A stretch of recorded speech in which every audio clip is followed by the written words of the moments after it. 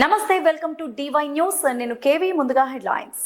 ఓం శ్రీ రాజరాజేశ్వరి దేవియే నమః. శరన్నవరాత్రి బ్రహ్మోత్సవాలు.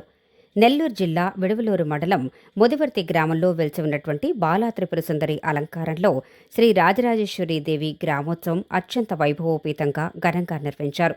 రాజరాజేశ్వరీదేవి పుష్పమాలికలతో, అమ్మవారు వేద మంత్రాలతో, డప్పు కోలాటాలతో, బాణాసంచాలతో అమ్మవారు విశేషమైనటువంటి అలంకారాలలో భక్తులకు దర్శనమిచ్చారు. ఈ కార్యక్రమంలో గ్రామస్తులు, గ్రామ పెద్దలు, కమిటీ మెంబర్లు పాల్గొన్నారు. ఇట్లు ఆర్ఆర్ యూత్.